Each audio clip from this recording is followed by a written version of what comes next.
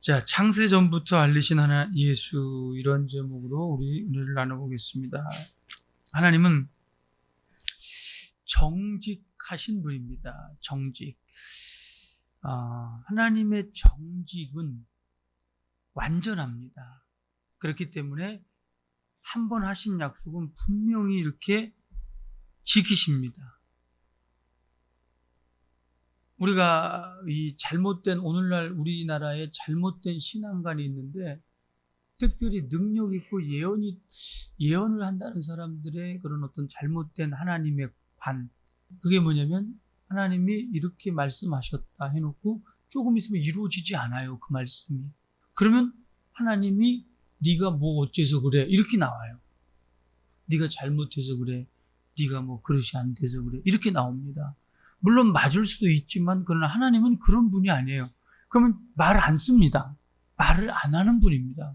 그럴 때는. 그런데 대부분 보면 이렇게 하나님이 바꿨어. 1992년도에 예수 오신다 해놓고, 아니다, 하나님이 바꿨다, 연기했다, 98년으로. 그러니까 98년도 안 오더라고. 그래서 1999년 9월 9일 9시 9분 9초에 온다. 그러더니 그때도 또 안 오더라고. 그래서 하나님이 연기했다, 이렇게 나오는데 그건 하나님의 뜻이 아닙니다. 하나님을 몰라서 하는 거예요. 절대 하나님은 변덕 부리는 분이 아니에요. 그분은 정직하시기 때문에 한번 말씀하신 것은 꼭 이루십니다. 그래서 사람의 수준 속에서 우리 하나님을 판단하기 때문에 하나님을 모르는 겁니다. 자, 하나님의 그 약속, 그 정직하심이 예수 그리스도가 이 땅에 오셨다라고 할 때에 그 하나님의 약속은 변치 않았다는 거예요. 안 올 것 같았잖아요, 그죠? 이 창세기 3장 15절에부터 시작된 그 예언의 말씀이 이제 6,000년이 지나도 안 왔어요. 그런데 계속해서 선지자들을 통해서, 야, 어느 날 처녀가 잉태해서 아들을 낳는데 임마누엘이 하라. 그는 베들레헴에서 태어날 것이다. 계속 이렇게 얘기를 하는데 안 오는 거야. 6,000년이라는 세월이 흘렀어. 그거 안 이루어질 것 같아. 그런데 드디어 어느 날 베들레헴 마국간에서 하나님의 아들이 마리아의 몸을 빌어서, 그것도 약속에 따라 처녀의 몸을 빌어서 태어나오셨습니다. 이게 뭐냐? 하나님이 약속을 지켰다는 증거가 되는 것이요, 또 예수께서 십자가에 달려 죽으셨다는 것은 하나님의 언약을, 우리에게 하신 그 언약을 성취하셨다는 말입니다. 하나님은 우리 인류에게 끊임없이 이렇게 말씀으로 역사하시는 분입니다.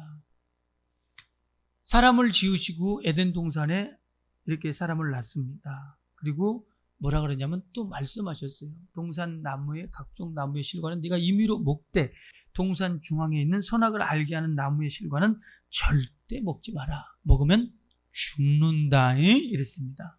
그리고 마귀의 말을 듣고 이 선악과의 열매를 먹었습니다. 먹음으로 이제 죽음을 피치 못하게 된 거죠.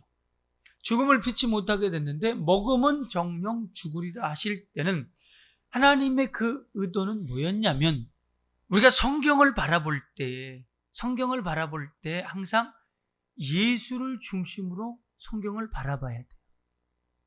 자, 아버지가 자식들과 또 자식들의 친구를 이렇게 함께 섞여 있을 때 누구에게 눈이 가냐면 그 자식에게 눈이 항상 가게 돼 있습니다.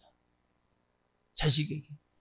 근데 하나님 아버지도 역시 마찬가지로 누구에게 눈이 가게 돼 있냐면 예수에게 눈이 가게 돼 있어요.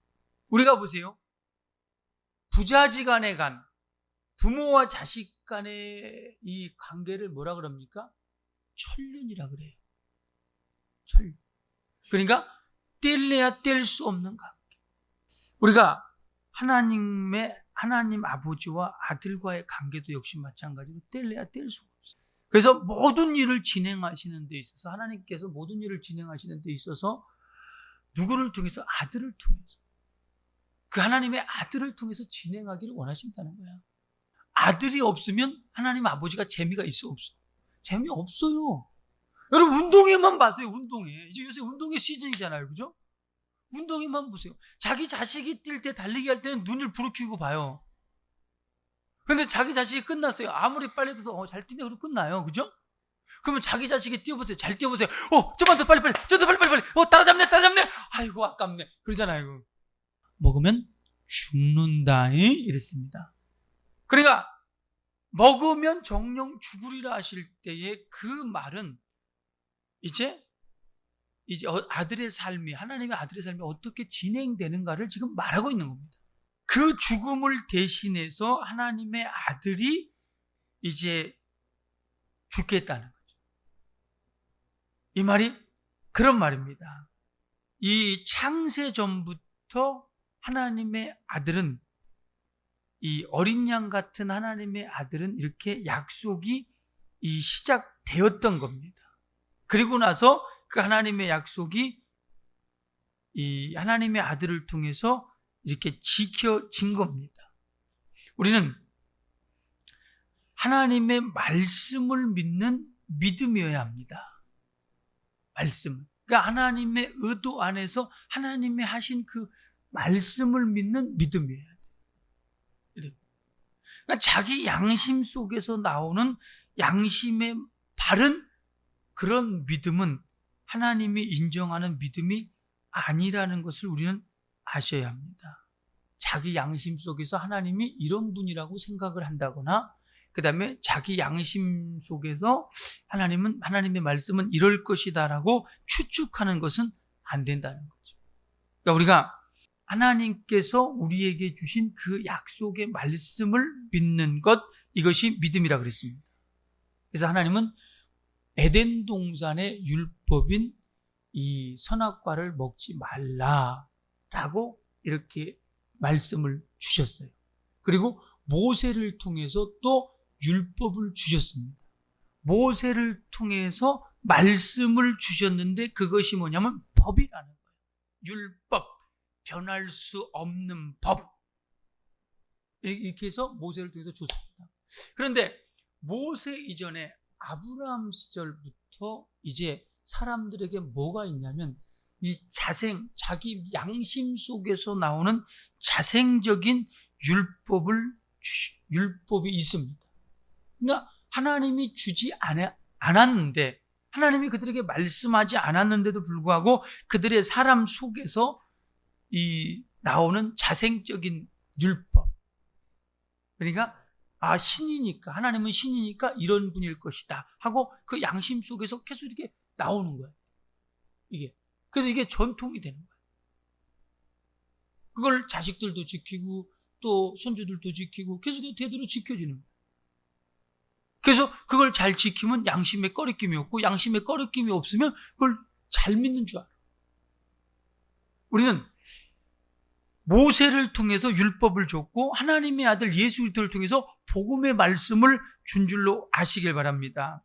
그러니까 자생적인 율법을 아무리 잘 지킨다고 하고 자기 그 양심 속에서 꺼리낌이 없다고 할지라도 절대로 하나님이 거기에 동조하지 않는다는 사실. 그러니까 자생적인 율법은 어떻게 합니까? 소위 우리로 말하면 자기 믿음이죠. 그죠? 자기 믿음. 자기가 좀 마음씨 착하고 마음을 곱게 쓰고 또 남이나 도와주고 열심히 또 살고 교회도 또 열심히 나오면 이게 뭐죠? 하나님이 자기와 가까운 것 같고, 그리고 자기가 조금 등한히 하고 그러면 어떻게 되죠? 하나님과 멀어진 것 같은 느낌이 들죠. 그러니까 자생적인 그 말씀 속에는 뭐가 없냐면 보장이 없어요. 하나님의 약속과 보장이 없어요. 그리고 항상 환경에 따라 변해요. 어떤 상황에 따라 변해요. 그러나 하나님께서 모세를 통해 주신 율법은 약속과 보장이 있어요. 그리고 환경에 따라, 상황에 따라 절대로 변할 수 없다는 사실입니다.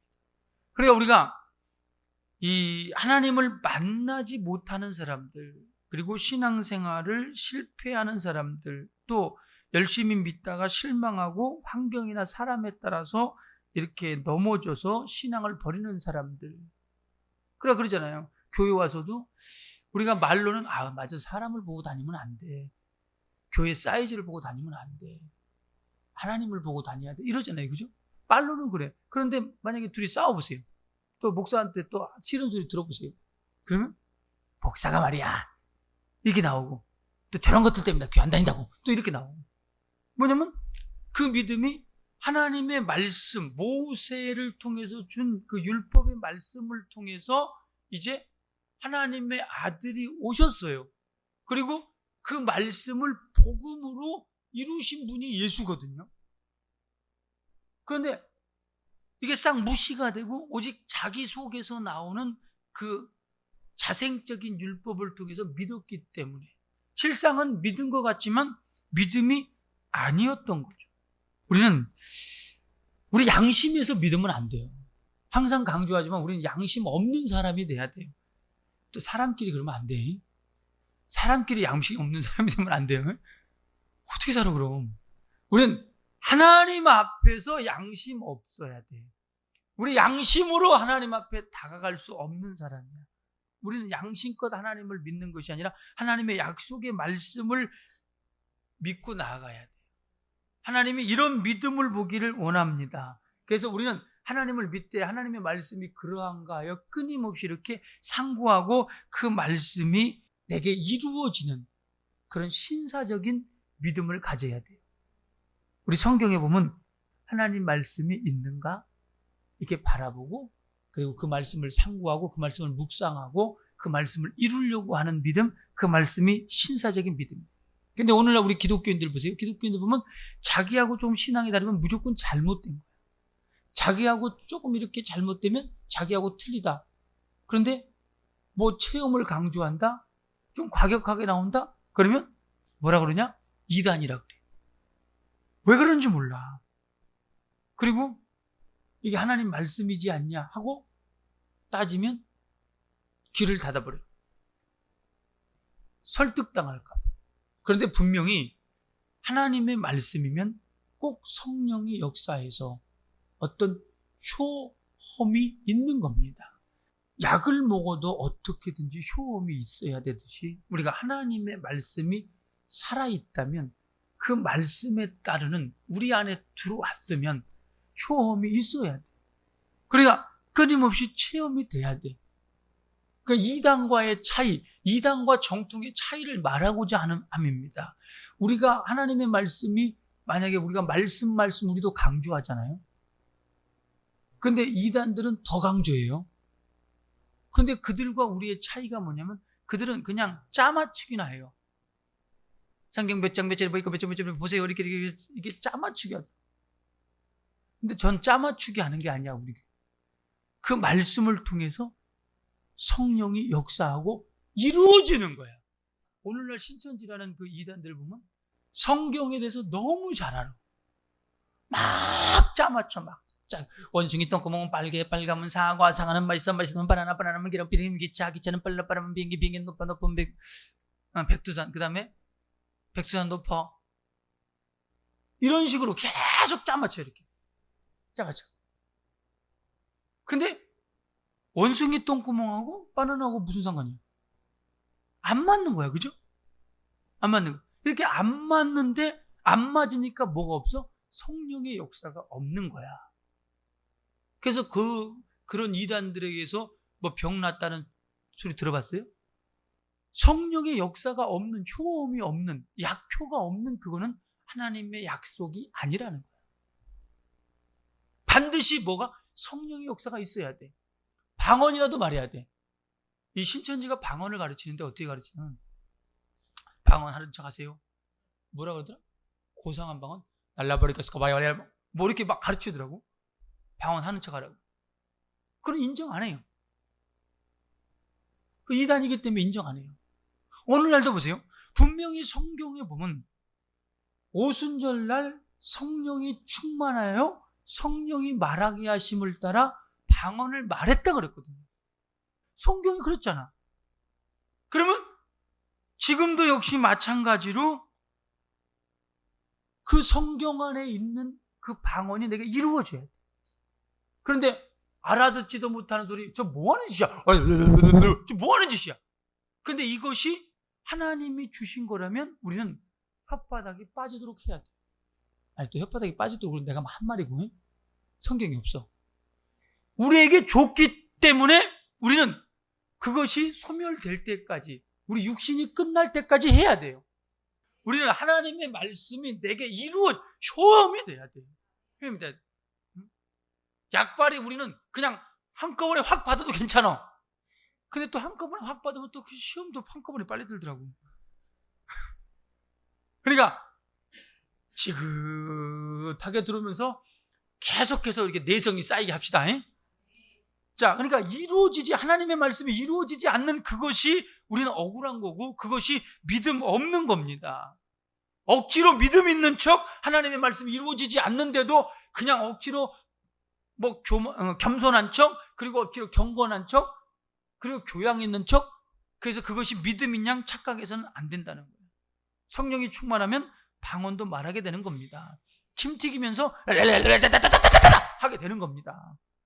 콧물 나오면서, 콧물 나오면서 침 튀기면서 우리 기도하게 돼 있습니다. 하나님 앞에 누가 고상하겠어? 하나님을 못 만나봐서 그렇지 누가 고상하겠냐고. 어둠에 있던 사람이 빛으로 딱 가보세요. 빛으로 가면 자기가 아무리 깨끗해도 벌써 자기 자신을 딱 보게 돼요.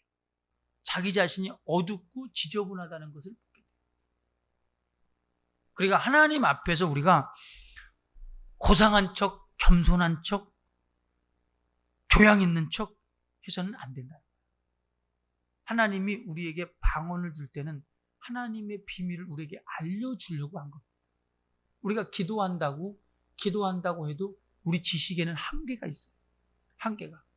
그래서 방언이 뭐라냐면 성령이 말하게 하심을 따라 내 영이 하나님 앞에 직구한다는 거야. 이게 방언이에요. 내가 안다 그래서 랄랄랄 알아요?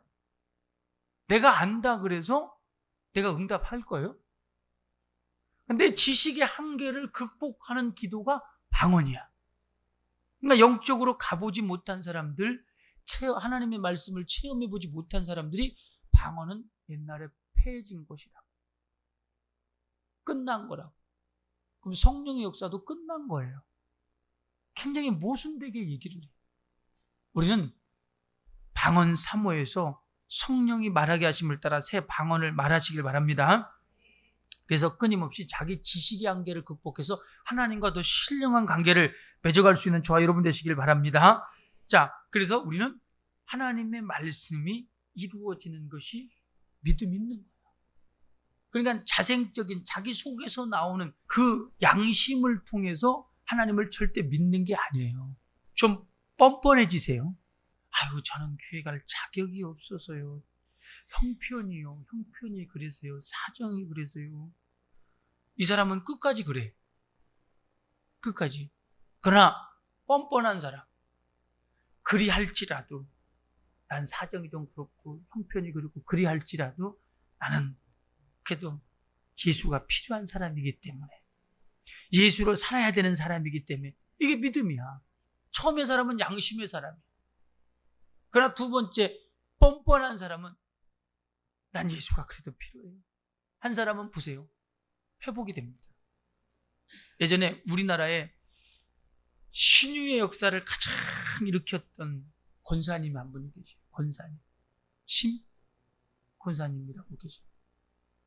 근데 그 권사님이 사과개짝을 이렇게 놓고 그 위에다 사과 몇 개씩 놓고 이렇게 장사를 했어요. 그리고 그것이 이제 다른 사람보다 형편이 안 좋잖아요. 사과 몇 개 팔아봤자고 얼마나 남겠어요. 그런데 그래도 막 충성을 다해서 하나님의 말씀에 따라서 그냥 그 말씀을 막 이루고자 충성을 다한 거예요. 지금으로 말하면 뭐 몇백 원 되겠어요, 그죠? 몇천 원 그지? 막 저서 헌금하고 또 기도하고, 그리고 또 교인들도 또 잘 돌본 거야, 그 사람. 특히 교인들을 잘 돌본 거야. 교인들. 그래서 어려운 사람들도 이렇게 신방하고, 시험 든 사람도 신방하고 이렇게 한 거야. 그러니까 사각개짝이 자꾸 바뀌었어, 이렇게. 뭘로 바뀌냐면 이제 더 큰 이제 이 박스로 바뀌고, 그다음에 가게로 바뀌고, 형편이 이렇게 자꾸 나아지니까 더 큰 일을 하는 거야, 계속. 그러니까 됐다. 그리고 끝난 게 아니라 더 큰 일을 한 거야. 그러니까 예전과 똑같이 막 이제 뭐 예전에는 예를 들어서 헌금을 1,000원 했다 그러면 이제는 10,000원 하고 뭐 10만 원 하고 이렇게 했겠죠? 더 크게 그렇게 한 거야. 형편이 나아지면 나아질수록 그렇게 한 거야. 그러니까 하나님께서 그 사람을 어떻게 쓰냐면 하늘의 능력을 준 거야. 병 고치는 은사를. 그래서 우리나라에서 막 그때는 비행기를 아무나 못하는 이렇게 뭐 전 세계로 이제 우리나라가 그렇게 뭐 세계 비행기가 뜨진 않았으니까. 근데 우리나라의 전역을 다니면서 그 신유의 역사를 그렇게 일으켜. 만약에 양심이 걸려서 그분이 만약에 그랬다면 그런 역사가 일어났을까? 우린 양심껏 믿는 게 아니라 하나님의 말씀 따라. 만약에 양심껏 나는 내 양심상 꺼려져서 이런 건 못한다고, 이런 거짓말은 못한다고. 나는 양심상 걸려서 난 원래 체질이 안 맞아서 술도 못 먹고 담배도 못 핀다고. 난 양심상. 그리고 또 양심상 또 어떻게 교회 나오는 사람이 양심상 그렇게 해? 이런 사람 하나님이 기뻐할 것 같죠? 그 사람은 그 믿음이 아닌 겁니다. 하나님의 뜻이기 때문에 난 안 하려고 해. 이것이 믿음입니다. 이거는 천국과 지옥의 차이입니다. 하나님의 뜻대로 행하는 것은 그 사람은 하나님이 인정하지만, 그러나 양심껏 어떻게, 이 사람은 지옥 갑니다. 우리는 하나님의 뜻이기 때문에 나는 행하고, 하나님의 뜻이기 때문에 나는 뜻이 아니기 때문에 안 한다는, 우리는 하나님을 인정하는 믿음이 믿음인 겁니다. 우리 믿음 있는 사람 되시길 바랍니다. 하나님은 이렇게 믿음 보기를 원해요. 믿음이라는 말은 순종이라는 말과 똑같습니다. 구약시대는 그래서 믿음이라는 말보다 순종이라는 말을 많이 썼고, 신약에 와서는 믿음이라는 말을 많이 썼어요. 하나님께서 아브라함을 부릅니다. 아브라함을 불러서 아브라함아, 네 자식을 바쳐라. 어디 가서 바쳐라. 그러니까 그 길이 사흘길이에요. 사흘을 가야 돼. 자식을 바치라는데 지금 힘들어 죽겠는데 사흘 동안 또 갈등해야 돼. 우리가 힘든 일 있으면 빨리 끝내고 싶잖아. 그러니까 매도 먼저 맞는 놈이 낫다. 먼저 맞아보면 속이라도 편하잖아, 그죠? 근데 나중에 맞으려고 그러면 아프냐? 또 맞아. 진짜 아프냐? 얼마나 속 불편해. 그러니까 사흘길을 또 명령하고, 그러니까 얼마나 갈등이 있겠어. 근데 아브라함은 그 명령에 순종해. 하나님 그냥 집 앞에서 그냥 잡을게요. 마당에서 잡으면 되잖아요. 이렇게 파고 이렇게 하나님 명령에 따라 하지 않고 자기 정성껏, 그지? 자기 방법대로, 자기 지식대로, 자기 경험대로 집안에서 잡아버렸다면 이삭은 죽었을 거야. 근데 사흘 길을 가서 보니까 거기다 이삭을 묶어놓고 칼로 치려고 그러는데 하나님이 하늘에서 멈추래, 빨리. 아브라함아! 그 하나님의 급하심. 멈추라고 그러더니 저길 봐라. 산양이 있어. 이 이삭 대신 그 산양을 잡게 돼. 이렇게 하나님이 이제 양에 대해서 비유를 줘. 그 다음에 이스라엘이 애굽에서 이제 나올 때 양을 잡아. 그래서 그 피를 문설주에 다 바르라 그래. 그리고 그 피를 볼 때 죽음의 세자가 넘어간다. 그러면서 계속해서 이제 이스라엘은 지금 뭐가 되느냐? 죄를 범할 때마다 양을 잡는 이런 의식이 생겨. 양을 잡는. 그래서 이 양이 내 죄를 대신해서 죽습니다 하고 이게 죽어. 그러니까 하나님은 우리에게 믿음을 주시되 그냥 너 믿어! 하고 하는 게 아니야. 계속해서 어떻게 하냐면 우리에게 믿을 수 있게끔 하셔요. 믿을 수 있게끔 믿음을 주셔요. 그러니까 하나님의 아들이 이 땅에 오셔서 어린 양처럼, 이렇게 양처럼 이게 죽어갈 것이라는 비유를 이제 아브라함을 통해서, 그 다음에 모세를 통한 율법을 통해서 이렇게 계속해서 이렇게 준 겁니다. 그리고 마침내 예수께서 오셔서 어린 양처럼 우리를 대신해서 이제 실질적으로 그가 살을 찢고 피를 흘려가면서 죽어갑니다. 그래서 마지막 십자가에서 이 물과 피를 이게 다 쏟는다 그러잖아요. 그 실상이 이제 이루어지는 겁니다. 실상이. 그러니까 하나님은 우리에게 이렇게 믿음을 계속해서 이렇게 주시는 분입니다. 우리 믿음이 뭐냐면 하나님의 아들이 어린 양같이 이렇게 죽었다. 내 죄를 대신해서 죽었다 하고 믿는 것이, 이것이 믿음입니다. 그래서 그분이 나의 죄를 사하고 나의 구세주가 되었다, 이것을 믿는 겁니다. 이 믿음 없이 우리가 교회 다니니까 믿는다, 이건 믿음이 아닙니다. 우리는 하나님의 뜻에 따라 믿어야 돼요. 레위기 16장에 보면 두 양을 잡으라 그래요. 두 산양, 두 염소라 그러는데, 염소란 표현이 산양입니다. 이스라엘 가면 염소라기보다는 산양. 그러니까 두 염소를 잡으는데 하나는 하나님 앞에서, 하나는 아사셀을 위해서 잡으라 그럽니다. 그런데 하나님 앞에서는 이해가 되죠. 그 딱 안수해서 우리 죄를 위해서 하나님 앞에 올려드려. 그런데 하나는 이 아사셀을 위해서 잡아라. 그러니까 백성의 죄를 거기다 딱 안수하고, 머리 안수하고, 그 다음에 무인지경, 사람이 없는 광야로 보내버립니다. 그걸. 그러면 나중에 이제 광야로 가보면, 사람들이 가보면 그 양이 흔적도 없는 거예요. 그 염소가 흔적도 없어. 뼈도 없어, 뼈도. 그래서 광야에 있는 아사셀이라는 괴물이 잡아먹었나 보다 하고서, 그래서 아사셀을 괴물, 보이지 않지만 괴물이 있다, 그래서 이 아사셀 양이라고 합니다. 이 비유가 뭐냐면, 우리가 하나님 앞에 예수 그리스도를 통해서 회개했다, 그러면 그 죄는 흔적도 없이 이렇게 사라져 버린다, 없어져 버린다. 그러니까 우리가 양심이, 우리는 가끔 생각나잖아요, 그죠? 아사셀 양, 예수는 아사셀 양이야. 우리 죄를 짊어지고 가버린 거야. 우리 죄는 그러니까 없어져 버린 거야. 다 흔적도 없이 없어져 버린 거야. 우린 이걸 믿는 겁니다. 그러니까 비유를 통해서 마지막에 어떻게 예수께서 실상을 이룬, 그러니까 그 변치 않는 세세토록 있는 예수는 어린 양처럼 이렇게 오셨고 그 피가 우리의 죄를 사했다, 이 말씀은 세세토록 있도다. 과거서부터 시작된, 하나님의 말씀이 시작된 그때부터 시작해서 계속해서 그 어린 양에 대한 비유가 모형이 계속 시작되더니 어떻게 마지막에 이제 예수를 통해서 완전하게 이루신 겁니다. 우리 믿음은 여기에 있습니다. 여기 있습니다. 우리는 하나님의 약속을 믿는 믿음, 그 약속이 또 우리 안에서 믿음이 되어질 수 있도록, 우리 안에서 이루어질 수 있도록 하나님이 주신 그 믿음을 가질 수 있기를 예수 이름으로 부탁을 드립니다. 그러니까 하나님의 믿음을 믿어야 돼. 처음에는 그 말씀이 힘들어. 처음에 말씀이 믿으려면 힘들지만 그래도 말씀이야. 억지로 처음에 지키게 돼. 근데 어느 순간에 딱 보면 성령이 역사하기 시작하면 안 지키면 이상한 거야. 주의를 안 지키면 이상한 거야. 하나님 앞에 예물을 안 드리면 이상한 거야. 이렇게 되는 거야. 그러니까 그게 세뇌되는 것이 아니라, 처음에는 힘이 들고, 처음에는 아깝고, 처음에는 손해보는 것 같은데, 그런데 하나님께서 계속해서 어떤 믿음을 주시기 시작합니다.